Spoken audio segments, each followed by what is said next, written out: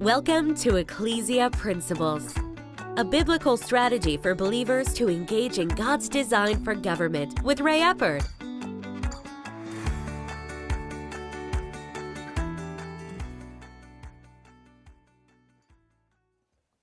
Hello, glad you could join us again today. Today we're going to start looking at some different things. We've discussed the 12 different ecclesia principles that I believe are the main principles that we have to make sure are implemented in our thoughts about government and should be implemented in government. But with this, I want to begin to look at some of the application of these principles, especially now as we are entering an election season. There already are some debates, and it seems like there's a constant polling of who's winning and who's ahead and so forth. But we need to understand the role of believers. We need to understand our role in government. We need to understand what we really need to be looking for. And with that, this week I'm going to be talking about some things relative to where we are as a nation and some things that we actually need to prioritize, that we need to understand the dynamics of where we are as a nation right now and which of these ecclesia principles, we need all of them, but which ones we need to pay particular attention to at this time. Now, in Genesis chapter 1, verse 26, I want to use that as my text this time. It says, "Then God said, let us make man in our image, according to our likeness, and let them have dominion over the fish of the sea, over the birds of the air, over the cattle, over all the earth, and over every creeping thing that creeps on the earth." God said, let us make man and let them have dominion. And at that point, when we see in Genesis chapter 2, God actually made Adam at the beginning of the day, and he made Eve at the end of the day. Now, so in that situation, we see that there was one person that had dominion. By the end of the day, there were two that had dominion. They together had dominion over the earth. Now, with this, that creating them that way, creating Adam first and then Eve, there's a lot of things that teaches us. Much of what God did and how he did it in Genesis 1 and 2, and really all the way through, really up through chapter 11. There's so much about that. Don't misunderstand me here. It is historical. It is accurate historically. But the way God did so much of what he did was tutorial in nature. It was done to teach us things. He did it that way on purpose. Genesis 25:2 says, "It is the glory of God to conceal a matter. It is the glory of kings to search out a matter." God put so much of how he functions and his expectations in particularly Genesis chapters 1 through 11. So much of that is tutorial for us. Now, with this, creating Adam first, the individual, you see, self-government is the foundation of government. It is the foundation of society in that sense. God established self-government as the basis that everything else would come upon. He did that first. You see, where we're at as a nation today, I want to draw a little bit of a contrast. Our nation was founded. We're about 3 years away from celebrating the 250th anniversary of the Declaration of Independence. And with that, the struggle of the Revolutionary War wasn't just to be free from England. That if that's all people think about, they are missing so much of the point of what drove the founding fathers to fight, to pledge their lives, their fortunes, and their sacred honor, as they said at the end of that declaration. That is being missed because ultimately the struggle there, and it's why it's contained in the Declaration of Independence, that all men are created equal, that God did not create one person to rule over someone else. Thomas Jefferson is said to have made the comment one time that one is not born to ride the other, one born with spurs and boots to be, and the other one born to be basically a beast of burden. That was not the case. They were that struggle between the monarchy and the people, that it was not designed by God to be that way. That was a huge part of that struggle. Ultimately, that battle, that war, was about self-government, taxation without representation, self-government, that we have a right to have a say in what happens with us. And King George, in that situation, had put so much aside of even the things that through the Magna Carta and the different advances that England had made, he was putting so much of that aside in regard to the colonies.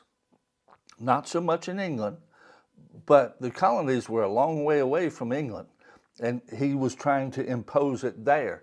And he was setting aside the things that were expected as English citizens. And they were fighting for self-government, to go even beyond where things were in England, to have that self-government. Again, self-government is the foundation of society in that situation. Now, with this, let's jump ahead 247 years to today. Today, we're fighting a reverse struggle. Today, so much of our society, even so much of our government, is whittling away at the rights and the liberty and the self-government of individuals. Government is now trying to continue to very insidiously move further and further into the lives of people and have control, be the decider, decide everything. Your values has to match the government values. See, ultimately, we often forget that the freedom of the press in the First Amendment was so that people that had a different view could express their view. The problem is right now our media is so aligned with one ideological group that there's so much that doesn't get put into the mainstream today because they've so much aligned with certain people in government. And so that freedom of the press is really about the freedom of opinion, to have an opinion different from those in power. And that if you had an opinion different from those in power, you were protected by the Constitution. So much of what's happening in our society today is eating away at those liberties. It's eating away at the Bill of Rights that was given to us, that these are the, as the Declaration says, we've been given unalienable rights, among these being life, liberty, and the pursuit of happiness. The Bill of Rights is the others that are not listed there. And with that, that freedom to have an opinion different.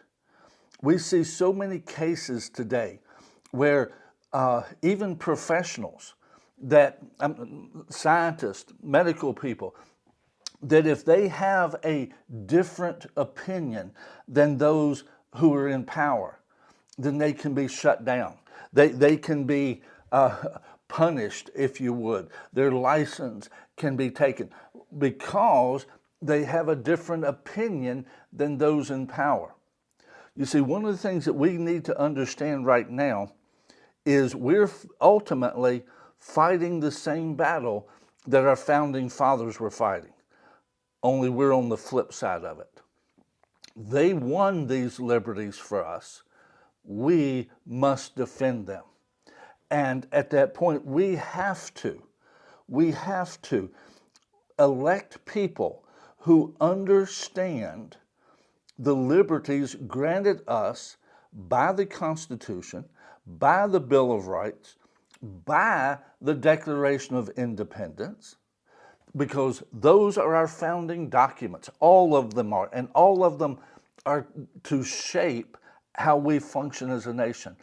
We need to elect people that understand those principles and are standing for those principles, especially the idea and the concept of self-government, because the more that gets eaten away, the more our liberties go away.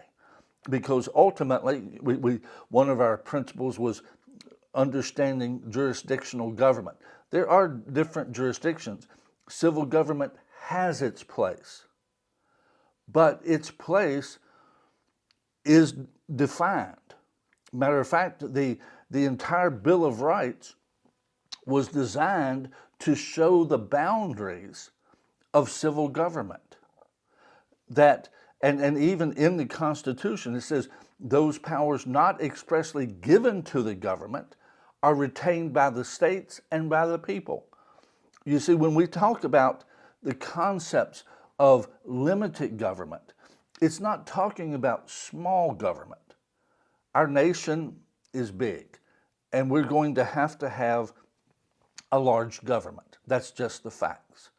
But limited government is really addressing the concept of jurisdictions, that there are things that the government has no right getting into.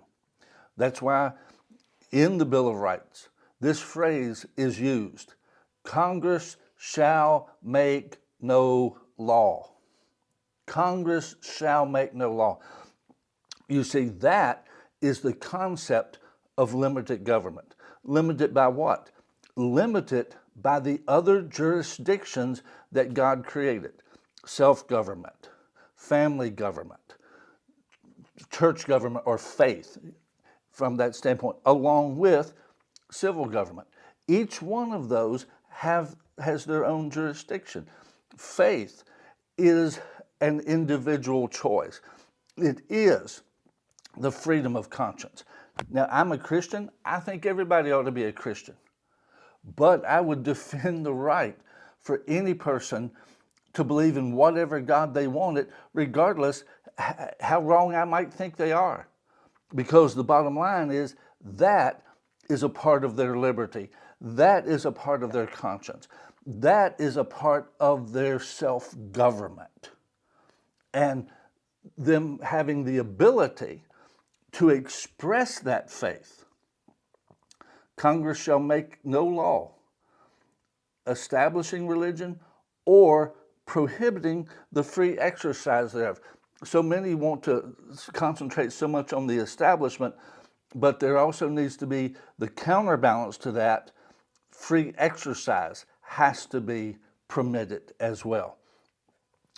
Self-government, the ability to function by conscience.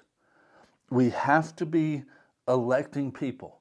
We have to be promoting people that understand that the basics of government, liberty, it's founded on self-government. God bless you. See you tomorrow.